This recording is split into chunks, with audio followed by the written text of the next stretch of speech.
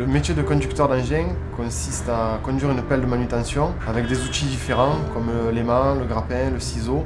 L'activité principale du conducteur, c'est de déballer des camions, faire du tri mécanique, de recharger des camions. Dans notre activité, c'est la ferraille. C'est également un métier à responsabilité, dans le sens où le conducteur d'engin alimente tout un processus de production. Il peut décharger le camion, il peut en charger. Il est la pierre angulaire de toute l'exploitation. C'est lui qui va mener le rythme et qui va permettre ou non que la journée se passe bien.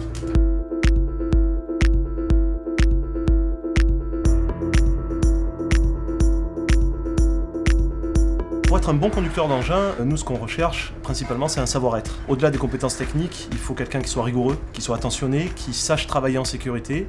Et derrière, il va avoir aussi bien sûr des connaissances techniques qui seront validées par le passage d'un CACES. Et puis un esprit d'équipe. Voilà. Toujours pouvoir s'intégrer au milieu d'une entreprise, au milieu d'une équipe et travailler pour aboutir à toutes les prérogatives de production. Le conducteur d'engin, sa journée type, c'est un camion qui arrive sur la bascule pour vendre la ferraille qu'il a ramassée toute la journée. Le poids, le prix sont pris par une autre personne. Il y a des personnes qui viennent trier manuellement. Après, lui, il dispatche les tas qui ont été faits, soit avec l'électroaimant, soit avec le grappin.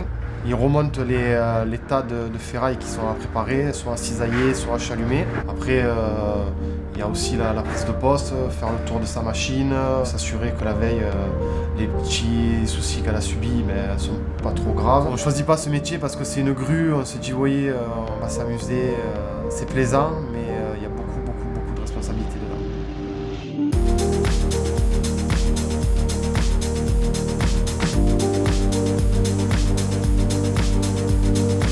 Au niveau de la pénibilité du poste, si on m'avait parlé de pénibilité il y a 15 ou 20 ans, j'aurais dit volontiers que c'était un métier très compliqué. Aujourd'hui, je pense qu'avec tout le confort qu'il y a dans les machines, que ce soit des suspensions à air sur les fauteuils, la climatisation, la radio, le Bluetooth, les caméras de recul, je pense qu'on ne peut pas trop parler de pénibilité pour les conducteurs d'engin. C'est un métier qui est difficile en termes d'attention et de rigueur, mais au niveau physique, je ne pense pas que ce soit très compliqué.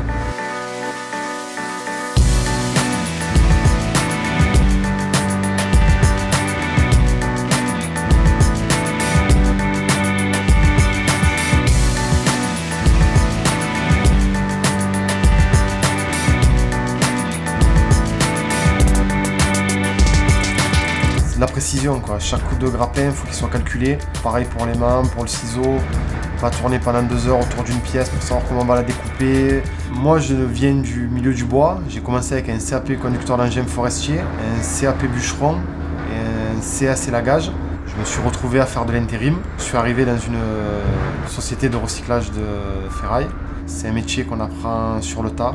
On démarre en bas de l'échelle, on manœuvre, on apprend à trier. On aide le grutier à changer les flexibles quand ils sont cassés, à faire les entretiens de la machine. Ça permet déjà de connaître le fonctionnement de la machine. Et pour être un grutier expérimenté, il faut 5 ans à ce poste. Et des fois, je bute encore sur des problèmes. On en apprend tous les jours. On peut changer de machine. Le travail est différent d'une machine à l'autre. On n'est pas derrière un bureau. Une fois que vous avez pris en main votre machine, les 2 joysticks que vous avez, c'est la continuité de votre bras. Le matin, quand je me lève, il me tarde de monter dans ma grue et j'ai eu la chance dans cette entreprise d'évoluer. Aujourd'hui, je suis responsable. Il n'y a pas d'école pour ce métier, mais les entreprises cherchent beaucoup de conducteurs et avec la possibilité d'évolution derrière.